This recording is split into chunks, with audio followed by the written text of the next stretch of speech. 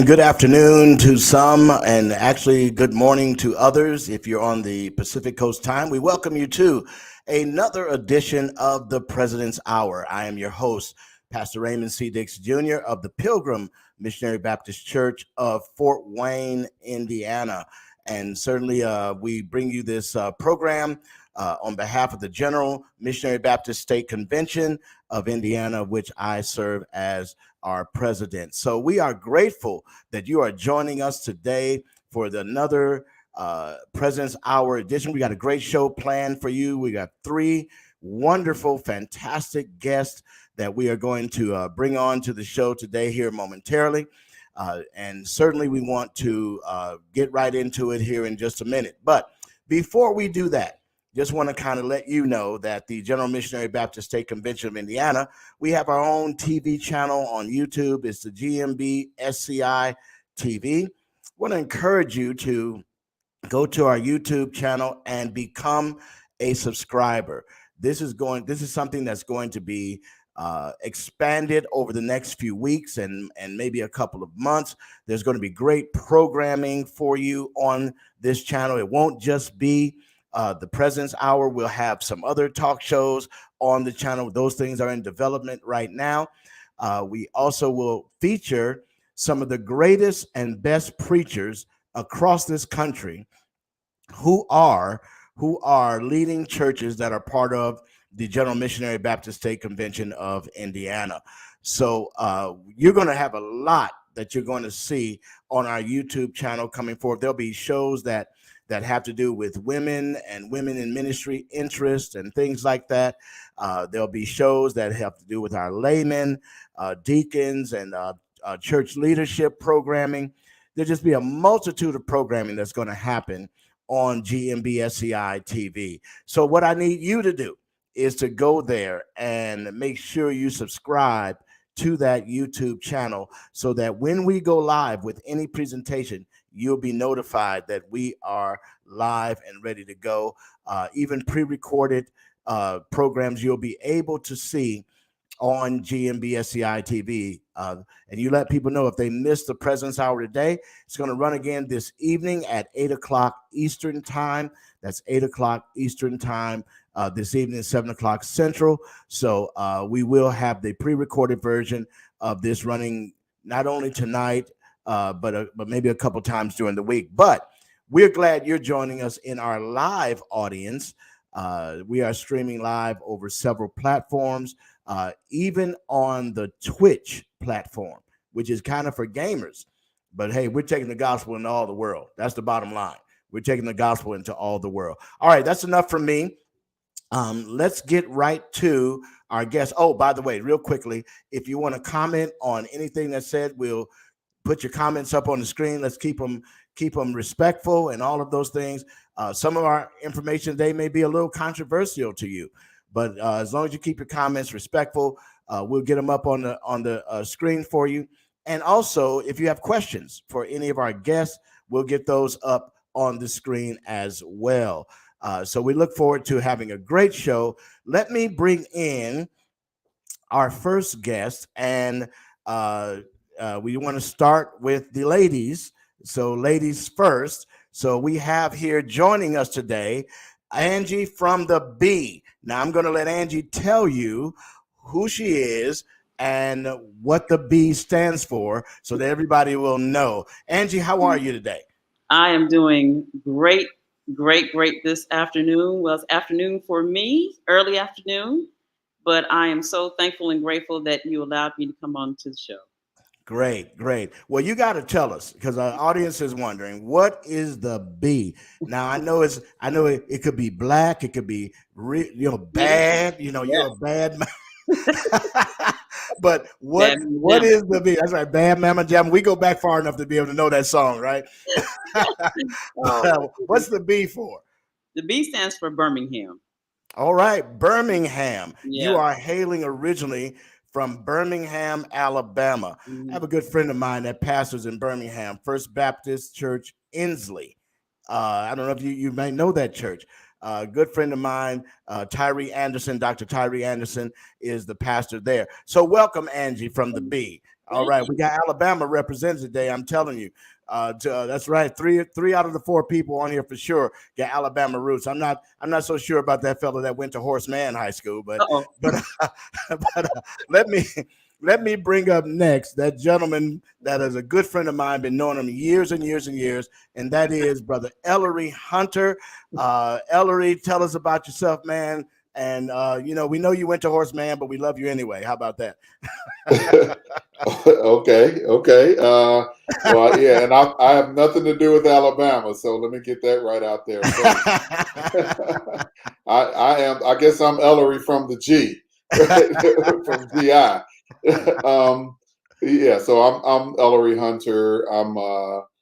I'm recently retired from corporate America, and I am embarking on continuing my career as an author, as a Christian author. Got a couple of books already. I don't know if this is when I do my plug. So I'm not That even right sure. now, that's a good Okay, thing. now's when you. Okay, we should have practiced this. Actually, I, I have two books. Wow, it's like opposite when anyway. My first book is called The Second Peter Principle, becoming an effective keys to becoming an effective Christian. And then my second book, which was published last year, is called The Journey of Intentional Christianity. It is a book specifically for new believers. And so those are available on Amazon.com. You can look up my name, Ellery Hunter, author Ellery Hunter, and you'll see that. And so I'm also a teacher in my local church. Teach Bible study, basically. Yes. So, and about to embark on graduate studies in divinity as well. So that's me. Man, that is fantastic. That is awesome. We are so glad, Ellery, that you were able to join us today. Ellery and I go way, way back. At one time, I had the honor of serving as pastor for his family, he and his wife, and certainly that was a great honor. One of the great honors of my ministry career was watching them grow and develop as believers over the years that we were together. And to see him matriculate to be an author, a Bible study teacher, and a man of God that is doing it the right way. The shepherd of his home and of his family is a great thing, and so we're grateful to have you, Ellery. Appreciate you, man. All right, let's bring in our other guest, our final guest here, and this gentleman is my first cousin. Our dads are brothers, and he is. Of course, I've known him all his life because I'm a little bit older than him. Just a little This bit. is Dr. James W. Dix III, James the Orator. We call him Jimmy. So if y'all hear me say Jim That's or it. Jimmy That's it. or any of those things, you'll know that I'm talking to him. So, James, tell us, man, what you're doing, what's going on. Thanks for coming on. Oh man, thank you for having me today. My life is just, I'm just busy right now, man. But I'm being progressive. I'm being progressive in what we're doing. I'm of course I'm a father. I'm a husband. I'm also a business owner. I'm an entrepreneur. I've been running an organization called Urban Family Initiative for the last 6 years. And our primary goal is to build bridges for families to bring them back together. Oftentimes, we're dealing with Department of Child Services where families have been broken apart due to neglect or an abuse of a child, and so we work with families to bring them back together. Secondly, I recently started a new YouTube page, and it's if you go to YouTube and you type in James the Orator, just like you see it in my on the name here, we do we interview a lot of hometown heroes, authors, business owners. We want to highlight the lives of those who are doing great things in our communities, and so we take that time to make sure that there is a platform so people can know that that they can do it too. And so ultimately, that's what we're trying to do: encourage people to be their best selves. through the motivation of other people's stories and things of that nature. So yeah, please make sure you subscribe. James the Orator. All right. Fantastic. Well, listen, thank you all again for being a part of our show on today. We've got what I think is a very pertinent and important topic that we've kind of been doing this for the last couple of weeks, because I think it's important for us to challenge ourselves as believers and those who either have direct connection to the church gathered, and that is, what we typically call the church is certainly not the building, but are gathered in local assemblies. We're gathered together, and I think it's important that we challenge ourselves with the question of whether or not we're in sync, between the pulpit and the pew. Now, last couple of weeks I've had pastors on, and I didn't want to have this discussion and have it just among clergy. Believe you me, as someone who's been in ministry over 40 years, I can tell you amongst clergy, we have this talk all the time. People don't always get to hear and see what we have to say, but we do have this talk all the time. But I think it's important that we engage those individuals who are observing the gathered communities, or sitting in our pews and maybe for a while, and yet are looking at and saying, can we be better?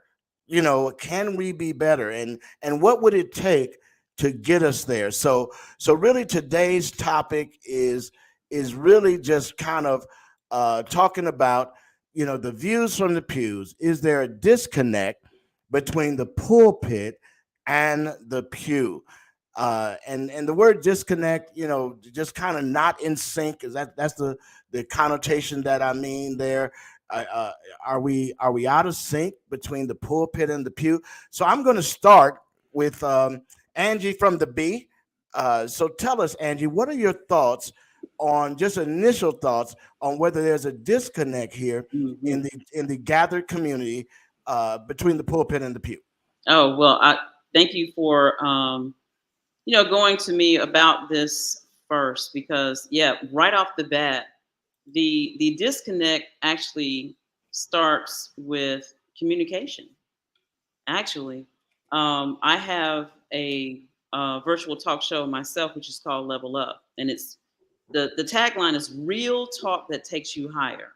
Yeah. And the reason why I started that is because we have people that are in the pulpit, they always have the mic. But then we have people that are in the pews that sit, watch, listen. For some people, it could be entertainment, spectators. There's spectators. But then there are other people that may have the wherewithal that give them the mic and let them teach from their experiences. So where the disconnect could come from is that there's that communication between the pastor and the people that are in the pews. What are we really going through? What is really going on in my life? And as churches get bigger and bigger, the disconnect becomes larger and larger, because then it's harder for the people that are in the pulpits to make real connections with the people that are in the pews, because it's just too many people. And so I've been part of big churches. I've been a part of small churches. I've been a part of every last one. But the ones that are where the disconnect is not there, they tend to be smaller churches. So a more personal kind of ministry is offered, because the pastor may have the opportunity to relate and connect more individually to people. That's a good point. I think we're going to get back to that today, because there's some thoughts that I have, and I want to get your idea on that. Ellery Hunter, tell us, Brother Hunter, man, what is your thoughts, or what are your thoughts on whether or not there is currently a disconnect between the pulpit and pew in our gathered communities? Okay. I would say, in thinking about that question, I would say, first of all, yes, to be direct. But to follow up on that, I would say it's not surprising, nor is it new, nor should it be unexpected. I think the nature of the two roles is, there's going to be some disconnect because a pastor who is carrying out the role of a shepherd, the pastor is attempting to connect those folks to God, those who are coming into the church. And I think you have to acknowledge that there is almost always a variety of maturity levels of the folks that are in the pews. And so, of course, you're going to have some people that are have a lower level, I would say, of connection to the pulpit. You've got some folks that are just coming that don't have a lot of respect automatically for the person that's standing before them, just because of kind of societal and cultural things that are going on, what they've heard, that kind of thing. And so you're going to have some of that. I think the question, really, if you want to dig into it, is the degree of it. What's the degree of it within the body, and at what point is it unhealthy? But otherwise, I mean, if you're a pastor and everybody's aligned and everybody's like, all think you're great and all that, I mean, what are you doing? You're probably in heaven. That's what. right. So it's like if everybody, there's a variety of ministries, and some pastors are going to be better at shepherding certain types of people, and they're going to have to push themselves a little bit more to shepherd those who are maybe a little bit more challenging, which you probably, you've already mentioned our connection going way back. I'm sure you were being, very gracious in saying it was such an honor to pastor me and my family. I bet you I gave you some headaches. Right. You were gracious in saying, not saying that it was challenging. But that's, I think that's the nature of this thing, though. That's my opinion. Yeah, I think you really have opened the door for some further discussion on this, and we're going to get back to some of that too, because is the nature of the relationship between the pulpit and pew automatically come with some disconnect, and I like what you said about the challenge of the pastor of pastoring different types of people, personality types, and all that kind of thing. But let me go to James the orator. Jim, tell us, man, what are your thoughts in terms of whether there is a disconnect, and if so, what does that look like in between the pulpit and the pew in our gathered communities? Definitely. First of all, I just want to thank you again for allowing me to be on the show. I think this is a great platform to impact the lives of so many people. My approach is probably a bit different. I'm going to take I guess more of a social services type of standpoint. I believe that people are hurting in our communities. It's not so much sitting in the pews literally and having a disconnect with the with the pastor, but it's the services that are provided to our communities that are not happening. And so I think that we have to get out of the tradition of telling people just to pray it away. I mean, if we need some work around the prayer. And so it's my opinion that when you have members who have been impacted by something as simple as adverse childhood experiences, where they've had all these traumatic experiences in their lives, particularly during the childhood. the research says that if a person has, five, 4, 5, 6 traumatic experiences as a child, whether it be domestic, not domestic, whether it be abuse, neglect, any type of, situation that's hurting them, I think we need to have services that help our, our members to become whole again. I mean, we can't just tell people to come to church and pray again. Prayer is definitely important, but what else are we doing to connect the dots with, our members? I think you raised again some very pertinent issues regarding the social service piece of this, and I'm probably going to say this is a good point to segue into our understanding and getting you all to have input and understanding of why the church exists. What is the purpose of the gathered community? Now, we can go to scripture and we can find a lot of good fundamental elemental scripture that says, here is what your mission is, here's what you should be doing. And there's been this tension, and we're going to come to you, Angie, with the question, but it's been this tension that I've noticed over the last maybe 20 years or so as to whether or not the church is fulfilling its mission in the world, and in particular in the areas of social justice.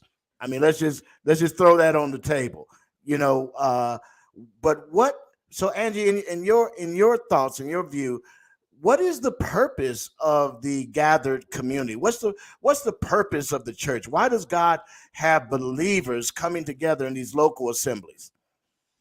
Well, first of all, what I do believe is that when two or more are gathered, there's God. That's first and foremost, and we should never give up, gathering together. And I want to put this out, that the church is not the building. The church is us. Right. And that's why we should not give up meeting with one another. I had my show yesterday, and I was in the presence of 3, wonderful women that are believers. And I just walked away from that talk that we had on my show, knowing that something in me reconnected with God because of what they shared. And so it's more about, to me, it's more about sharing. It's more about, coming together to encourage one another so that we can go back out on this mission field and gather more people to the mission of God. And if we give up doing that, then we're out there isolated alone. And that's where the enemy comes in, rob, kill, destroy, when we're alone. So that's why we shouldn't give up meeting with one another. So, okay. So, and I want to press you a little bit on this, Angie, because the meeting is great. And we do a lot of meeting. We do.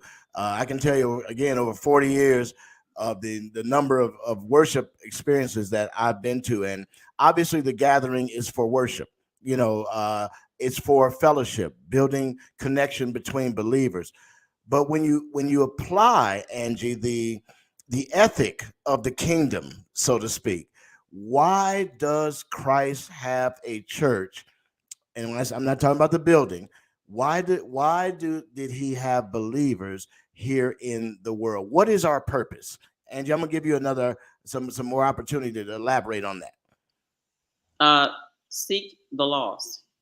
Okay, seek the lost. Great. That's so it. there's a gospel dynamic in terms of salvation. Ellery, give me some thoughts on why, you've written a book on the 2 Peter principle, becoming an effective Christian. Is that the subtitle? Did I get that right? Yes, that's right. Becoming an effective Christian. So obviously effectiveness is key to you, and you can't have effective churches if you don't have effective Christians. At least that would be the logical flow from my perspective. Right. But tell me, what in your mind is the reason or reasons that the church gathers and exists in terms of its purpose in the world? I think, first of all, the church is the body of Christ.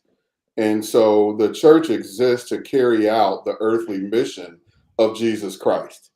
And it absolutely involves evangelism and reaching the lost. It absolutely does that, does exist for that.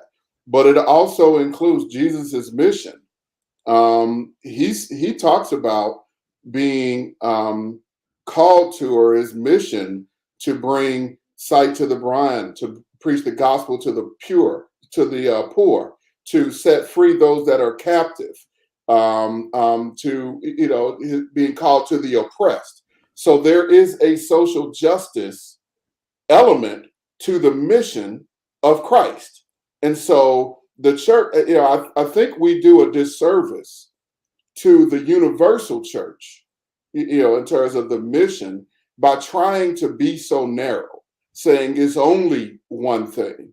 When he ascended, or just before he ascended, what he told his disciples was, go make disciples and teach them. He didn't just say, go make disciples. He didn't just say, go evangelize them. He said, and those disciples, those students, teach those students. The Bible refers to the church as the pillar and ground of the truth. And so I think we have to recognize that the church's mission is broader than just one thing. But I think that's the reason why there are varieties of churches. And I'm not talking about denominations and that kind of thing, but there are, and the Bible talks about there's variety of ministries, there's a variety of gifts, and all of that. And so just because a particular local church isn't doing a certain thing very well, doesn't mean that the Church of Jesus Christ, the universal church, isn't doing well at that or effective at that as a whole.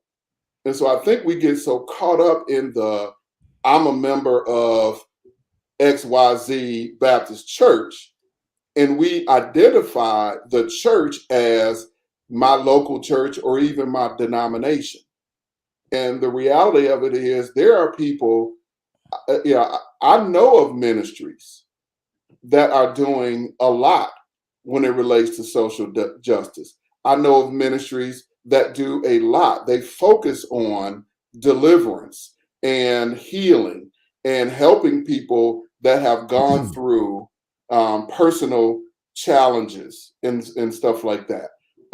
They focus on that. And generally speaking, a lot of churches, they have a focus, and they do, I would say, adequately or effectively in their focus. And there are other local churches that have a different focus, and they are effective at that focus. So that's my opinion about it. And you know what? And you again have raised some very important issues. I got to take a break right here, James. I want you to start formulating your thoughts on and your response to some of this, to the question of why the body of Christ, what's the mission or purpose in the world. But right now we're going to take a quick break.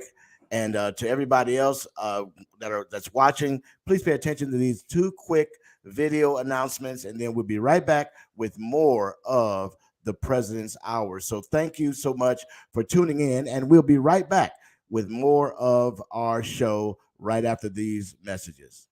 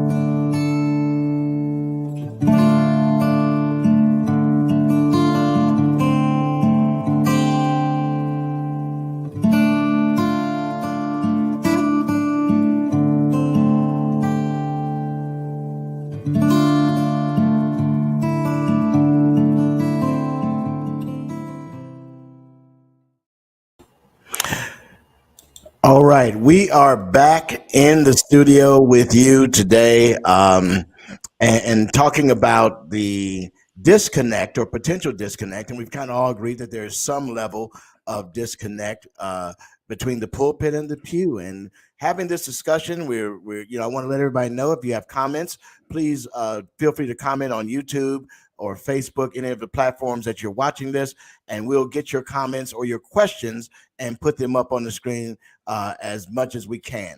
So let me go to you, James, and you kind of introduced this ideal of the social aspect. But what do you feel as you look at this is the mission or the purpose of the church in the world? I mean, the purpose of the church, in my opinion, is to be fishermen of men. I mean, we have to go and get those who are lost, who are downtrodden. The ones who are the least of us. I think that's important. But then when we bring people in, what are we providing to them to help them become whole again? And again, I keep saying whole because we all have things that we may need to work on, or shortfalls in our lives. But when someone is coming, to a house of worship, what are they getting? For instance, you may have someone who's not the best parent. Maybe they've never seen positive parenting. If we know that there's a deficit with a particular family, then shouldn't we have some form of a parent education program? If someone is going through domestic violence and we know that they're getting, beat down every night by that spouse, shouldn't we have a program that says, here's what domestic violence is? Because people normalize things like this. And so being able to revolutionize, and maybe that's not the right word, but being able to grow in different ways. I think Ellery said it best. We can't be this narrow offering of just being church. Again, church is a part of not just the building, as Angie mentioned, but it's the people. And so when we talk about people, we are our brother's keeper. And so being a keeper means that we provide foundational elements that make people whole. Let me just throw something out here, because you guys are right on point here. But observationally, again, over the course of my life, when we talk about the activity of the church, most of the time it seems like we're speaking of the worship service. That we gather on Sunday morning and we worship, and we feel like we have achieved our purpose. We've come together, we had good church, we done shouted, somebody wig got twisted. We had great singing, and we leave out saying, oh, we had a mighty time in the Lord today. We did. And then we say, well, what was the pastor's sermon? I don't know, but he preached. So we have that. So I'm gonna come to you, Ellery, because I see you chomping at the bit on this one. But is that kind of what believers kind of fallen into, this ideal of we gathered on Sunday, so we've completed our mission? Go right ahead, Ellery. Okay, I think I think it depends on what you mean by we. When you say we had church, in that, and I'm going to go back to something that Angie said earlier. A big issue here, I think, is the communication, because I do think that the pulpit says that, and I think the pulpit is interested in exactly what you just said. When it's all said and done, do you remember what I preached? How do you feel about how I preached? How do you feel about the program that I orchestrated on Sunday? I got a choir. We collected up, and I think that's somewhat the mentality of the pulpit and how many preachers, it seems to me, how they judge whether they're being effective or not, right? But I think in the pew, it's like Sunday we doing, we want to feel it and we want to hear a word and we want to have a good time, but just for right then. But then we're going back to what, the rest of the week, or I ain't even say the rest of the week, those hours outside of that couple 2 or 3 hours on Sunday, what we thinking about is what is it that the church is doing to help me with all this other stuff, with all this other time. I got to say, let me just make this other point. And it can't just be about preaching. Can't just be, hey, I've been alive for 58 years, and all 58 years, I have responded better to people. I responded less to what people said to me, better to what people showed me. All right. That's it. Very good.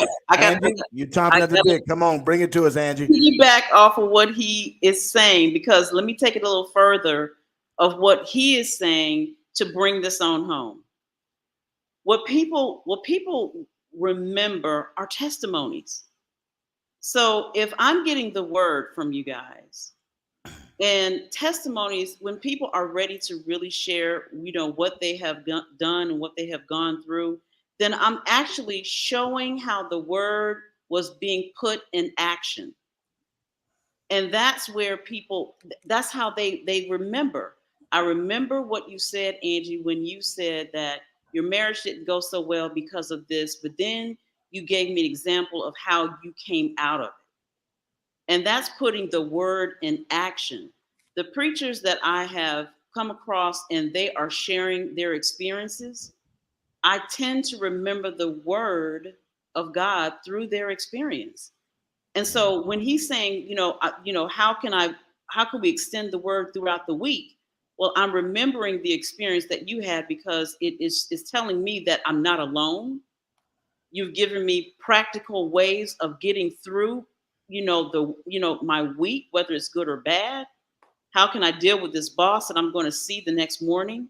Because you shared with me how to handle situations, people, things that are going on in my life. And that's why I think testimonials work better. And it has a different type of communication to us, the ones that are sitting in the pews. Well, and I think that's a very, very salient point, Angie, that, we remember through illustrations and testimonials and things that connect with where we are in life. Ellery will know this. When we were at Berean, one of the challenges that we wanted to do was, even in the preaching, to be able to say, most people, when they show up in a place of worship on Sunday morning, kind of know they ought to be doing better, right? I came here because I kind of know that, on some level in my life, I ought to be doing better. The challenge for the preacher is not to tell them and reinforce that you ought to be doing better, but tell them how. How can I do better? How can I become the person that God wants me to become? Now, James, I want to come to you and really kind of drill down on this. What are your thoughts of what we've shared regarding this this issue between the pulpit and the pew in terms of ministry? I mean, ministry happens through the week, through our lives. Ministry is just not on Sunday. So what are your thoughts on that? Yeah, again, I think that there's a place for everything, in the church, for sure. I really, again, I'm going to keep beating the drum of providing these wraparound services to families. I mean, again, people are out here hurting. Again, people are out here hurting, and until we figure out how to utilize the platform of the Black church, where we all gather, where we all spend a lot of time, it's the place where we've given to the building fund for many years. We've given to we've given to the church in so many different ways. And then so again, we have to make people whole, man. I'm gonna keep saying the same thing because I really believe that until we take the time to put our arms around people and give people an authentic experience, that's when we'll see things change. I'll give you an example. Because I have my ear to the ground. That's why I'm kind of talking from a different experience. I deal with people every day who are down on their luck. And, so if you ask a question about, well, hey, have you gone to church? What have you? It's like, and all churches are not like this, but you hear, the word authenticity so many times. Why is he talking like that? That's not how he talks when he goes home. And so people, especially when we start dealing with this younger generation, young people are seeing through this stuff, man. And people want an authentic experience, and so that's kind of why I am. I mean, I don't know if I answered your question, but no, you did. You did. And you've opened the door to this thing. And since I'm the only pastor that's on here today, I'm going to thank you. I'm going to thank each of you for your honesty, because this is helping me. It's helping me learn. And James and I have had numerous conversations. One recently in his backyard there in Indianapolis. Just kind of. And we always kind of get to this place of the expectation that people have now on ministry. Ellery, you and I are around the same age. You grew up in the Church of God in Christ. There might have been a different expectation in our generation as far as the church is concerned. For example, James, my parents married very young. Yeah. 19 years old. I was there right away in that dynamic. So they were married, husband and wife, and parents almost immediately. Mm-hmm. Okay. So the church I grew up in never, to my knowledge, offered anything regarding, we're going to help you have a better marriage. Here's some classes on being married. Here's some classes on being a young parent, because the expectation was a little different. In the early 60s, the church focused a lot on helping people navigate just living in a racialized society. That's just one area. Economic issues, that's another area. And so the black pastor on Sunday morning, and I've said this on previous shows, the responsibility kind of fell on not so much your discipleship, but I got to put you back together on Sunday, with me and the Lord, so to speak, so that on Monday you don't get out there and kill every white person you've seen, right? Because of the psychological damage. Jimmy, you talked about trauma. The psychological trauma during that time. So now we are ministering in a different generation. Mm-hmm. And Angie, we're ministering in a generation that maybe hasn't experienced those types of traumas to the degree that some of us did, or our foreparents, but they're still experiencing things and have a different expectation of the church. We expect that if you have a big, beautiful building, there ought to be some ministry to help people. And so here's my question to you three. I went a long way to get to this question. So if the church, or is the church primarily designed for the individual, for the kingdom in terms of others oriented, or both? Angie, tell me what you think. Both. Okay. I knew that's where you were going, and I already had to formulate in my mind both. Yeah. It is for the individual, and it's for the kingdom at large. I go back to what James was saying. We really have to boil down to what the church is really for. What is it really all about? It is to bring forth the kingdom. But on an individual term, we that's why I go back to what I said. It's communication. If we are not communicating with that individual, then how can we bring forth the kingdom as a whole?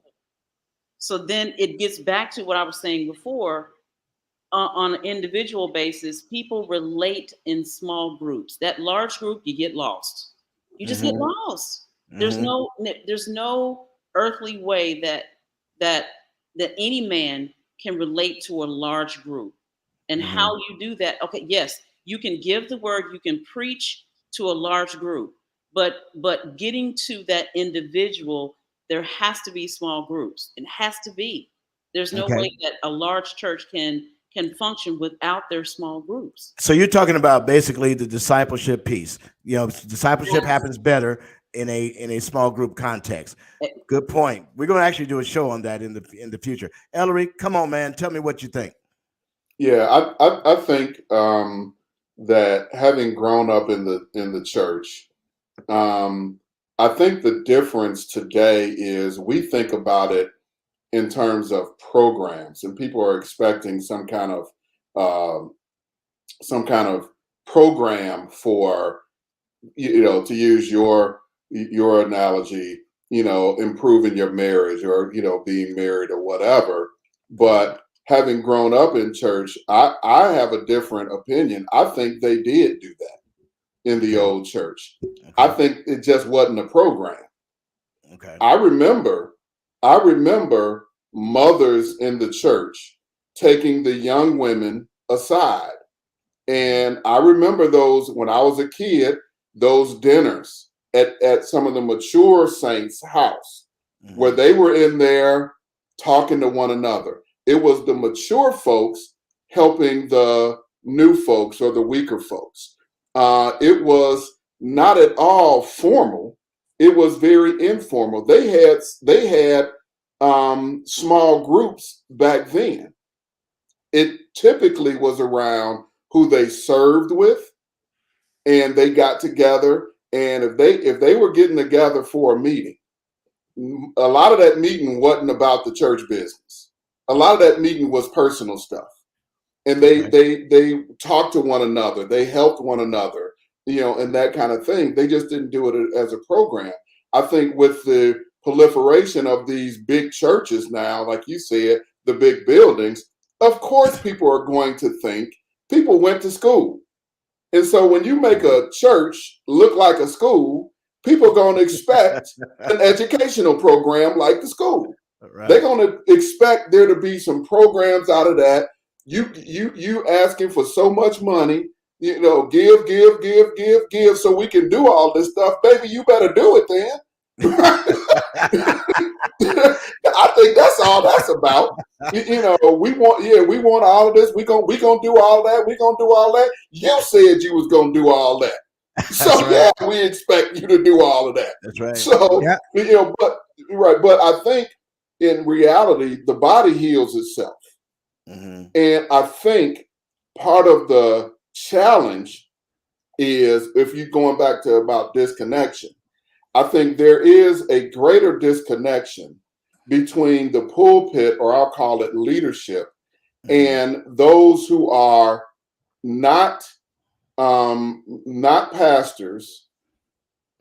Even in some cases, they might be ministers or whatever, but they have a certain maturity level and they can help other people, right?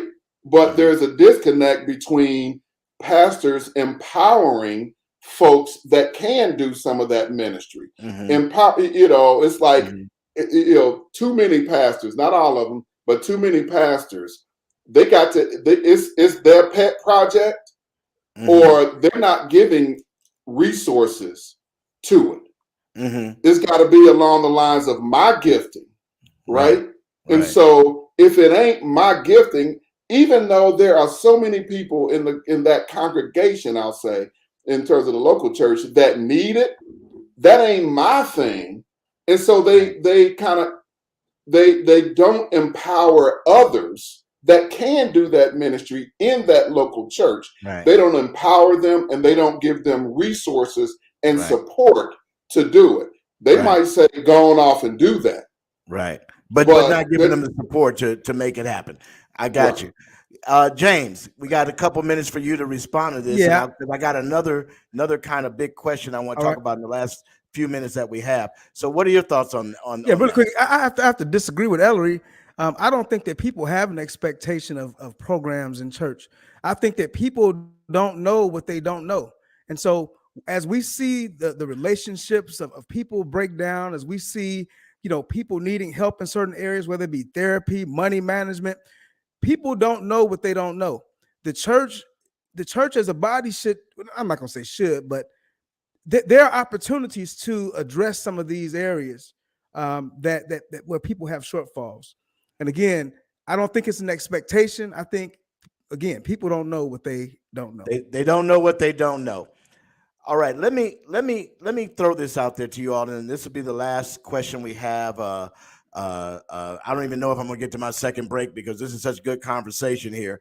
But the issue seems to be, if I'm hearing you all correctly, or let me just throw this out. The issue to me seems to be this issue of discipleship. Okay, what is the church's purpose? If our purpose, according to Jesus, is to make disciples, right? Matthew 28, we make disciples. What do disciples then do? They look at the mission of Jesus, as we put on the screen earlier in Luke chapter 4, verse 18, that Ellery kind of alluded to about the social aspects of ministry. Do you believe that the church gathered, local assemblies, have become too focused on membership versus discipleship? And so we're on the wrong ship, in my opinion. We're on the membership, the SS membership, behinds in the pews, so to speak, fill the auditorium, all those things, rather than being on the right ship, which is the SS discipleship, where we're helping people become disciples of Christ, which transforms their lives in probably every area. If I'm a great disciple of Christ, am I going to be a better father? I would think so. If I'm following Christ, am I going to be a better employee? Yes. If I'm following Christ, am I going to be more concerned about my fellow man rather than myself? So let's go to Angie. Angie, what do you think? Are we too membership focused and not discipleship focused? Yeah, well, that's why you have big churches. I mean, you have big churches because it's becoming a business instead of a ministry, and that's where we're going in the wrong direction. Let's take for example what happened in the pandemic. There are many churches that lost their memberships. Well, let me say this. Let me correct myself. There are many churches that did not have discipleship that lost their memberships. And those people were looking for the churches where I'm sitting at home so I can learn. I'm not going to church, I'm not going to the country club anymore. Now I'm online looking for somewhere where I know that I can learn and understand God, because let's face it, big elephant in the room. The pandemic threw people into into a lot of quandary. You sat in your house trying to figure out, what am I going to do with my life? And so where am I going to get medicine for that? Where am I going to get remedy for that? Well, let's find the church that really is speaking to my heart and changing my mind. Discipleship is really the student of who? Of Jesus Christ. And if we're membership focused, then we're a business, then we're a country club. We're no longer doing the mission of God anymore. Good point. So the churches that I saw that grew, those were the ones that were more discipleship focused, trying to teach the word. Because when you have a congregation of people that understand discipleship, then it's not falling on the leadership to grow the church. then I understand as a disciple, it is my mission to go out and seek and save the lost. That's what I learned from church. It is not on the pastor. Right. It is on everyone that is a part of this ministry. Right. Ellery, what are your thoughts? We too membership focused or and not enough discipleship focused? What do you think about that? I think the way you said it is exactly, I would agree with. Too membership focused and not enough discipleship focused. I think there is a place for membership. Jesus went to the disciples and said, "Follow me." And a disciple isn't just somebody that, kind of listens to somebody every now and then. They follow him. Right. And when he says make disciples, Imitate right? me, basically. Yeah. Right. And the early church did that. They had all things in common. They ate meals together. They worshiped together. They evangelized together. So there is a place for membership in the sense that membership means being in a covenant relationship together with some teaching others, others in that relationship to learn, and then the point being that they mature. But I just want to draw a distinction about the Great Commission, where he says to his disciples, go make disciples. That's what he's telling them to do. Make people that are in a covenant relationship like I did with you all. That's right. It was 12 of y'all. I said, y'all follow me. Now y'all go do the same. Y'all replicate that. But he also said, go make those disciples and teach them. Teach them. But teach them what I commanded you. That's right. Right? You ain't just making followers. And I think too often churches are making disciples. They want members, or I'm sorry, not disciples. They want members, and they bringing them in, and they are focusing on you a part of this, you with us. You devote your life to us, and and all of that. Right. But they're not concentrating on teaching what Christ commanded, and what Christ commanded is all of that other stuff that we've been talking about. That's right. That's right. James, tell me what you think, man. Membership versus discipleship. What's happening? Yeah, I think that's a very broad question, because there are some churches that are focusing on what they need to be focusing on. And so I don't think we can put all churches in a box and say this is how the church operates. But we know that there's a drive to for membership. I mean, if you don't have members, it's just like an organization. I mean, if you don't have employees, you don't have a business. And so if you don't have if you don't have members in the pews, then how is the building going to be taken care of? How are we going to do that? It takes resources. And so I really believe that when you think about what churches are doing, I can't universally say one or the other, because again, you have some churches that are doing a great job with discipleship. They're building a strong foundation for their members. But then there's some opportunities. Let me ask you a question. Sorry to cut you off, but let me ask you a question then, real quick, in about 30 seconds. Tell me, if you were looking for a church, James, for your family, would you be looking for a church that offers discipleship all the way from your children to you and your wife? Would that be a priority, or would it be a great preacher who communicates the gospel well? I think both are important. Okay. I mean, in order to deliver what new members need, I mean, you need to have someone who's a great orator.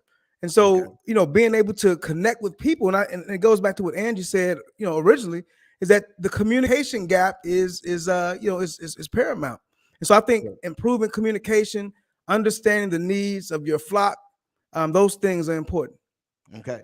Well, listen, we are out of time, so I'm going to give each of you about a minute. We'll go over a little bit, folks. Thanks for hanging in there with us. We'll give you about a minute to kind of wrap up and give your closing thoughts here on what we've talked about today. Anything that you want to get in that maybe you didn't get a chance to say in the conversation. We'll start with Angie from the B. Well, thank you once again for having me again, Angie. Angie from the B. Have a show called Level Up, which is each and every Sunday at 3 p.m. You guys are more than welcome to come on over and communication. I think that's really the key that was brought up here is communication between the pulpit and the pew. So I rest my mind. Great, fantastic, Ellery.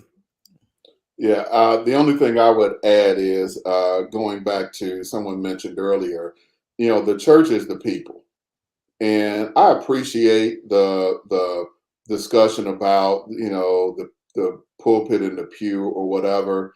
But, I think there are people in the church who are mature enough to do things that are helping the mission of the church to teach people, to help others, to help people grow, to do this discipleship. And I believe that there are churches that are doing such. And I think I am actually bullish on the church. I think under the circumstances and at the point of the arc of history where we are, I think generally speaking, the church is doing well. Mm-hmm. I think, the idea that the church is supposed to cure all the ills of society is just off. Mm-hmm. I think it's off. I think, people have expectations of the church that, quite frankly, they need to do a lot of that stuff themselves. They need to be more committed, which is why when you talk about a focus on church membership, hey, look, there's a place you've got to commit to Christ, to receive the benefits of his fellowship. Right. And so, and one way that we express that is membership. But I think the church overall, there's obviously churches that ain't, doing well. Right. But I think overall the church is doing pretty well, I think. Good. Thank you so much. James, closing thoughts. Yeah, and again, thank you again for having me here today. It's a pleasure and nice meeting the other guests as well. Yeah, just I think we have to look at the shift of a paradigm. Again, if we're still doing things the same way we've done them, for the last 40 years, and we haven't challenged the way in which we're doing, or even get feedback from our members to determine if there needs to be a change. I think we get stuck. And so again, it's about growing the body of Christ, and we do that through helping people with needs and things of that nature that they may have. Lastly, I want to just reiterate that I also have a show on Sunday, Angie, at 7:00 p.m. Eastern Standard Time, called Super Speak Sundays. And so we want to definitely invite all of our listeners to go over to our YouTube page. You can just go to James the Orator, hit the subscribe button, and we will be grateful that you've done that. Well, listen, thank you all so much, the three of you, for being there. That's right. Hold up your books again, Ellery, so we can see them. That's right. Go to Amazon, 2 Peter Principle and The Journey. You can look up author Ellery Hunter. Make sure you listen to Angie from the B every Sunday afternoon, 5:00. Is that right, Eastern? 5:00, 5:30 Eastern, or 3:00 Eastern. 3:00. Right? 3:00 Eastern time. Angie from the B, Level Up. You can find it on YouTube. Also, James the Orator. We've got a show that he does on YouTube. What's the name of your show again, James? Super Speak Sundays. Super Speak Sundays. That's right. And that's Sunday at 7:00. Is Eastern that right? Standard Time. Yep. 7:00 Eastern Time. Listen to these great presenters that we've had here today, and it'll be a great thing. Let me just kind of wrap up by saying this. Hey, folks, first of all, I appreciate you joining us. This discussion is very critical to us doing what we need to do in terms of being the people of God in the world. We've got to have these conversations. We've got to talk about whether we are focusing upon that which we need. We have a dual purpose. We have this purpose of meeting the needs of individuals spiritually, discipling them, helping them to grow, become better husbands, fathers, wives, mothers, people who evangelize and share the gospel of Christ in the world. But we also have this purpose of gathering to honor and to lift up the name of Jesus, because one thing that people seeing your car in a parking lot on Sunday morning, it sends a message that there are people that still believe that God is real. that God still wants to be in relationship with human beings. So that being said, here on the President's Hour, this is some of the things that we're trying to do. We appreciate you being with us. Next week, we've got more on the President's Hour Monday at 1 o'clock Eastern Time, live on whatever venue you're watching us on. We'll be on that same venue next Monday at 1 p.m. Eastern, 12 noon Central. Thank you so much, and we appreciate you, and you have a blessed day today. Hey, this is Pastor Raymond C. Dix Jr. thanking you for watching another edition of the President's Hour. Tune in next week for more of the same relevant talk and important information that we're going to share right here on GMB SCI TV. Look forward to engaging you on next week. May the Lord bless you and may the Lord keep you is our prayer.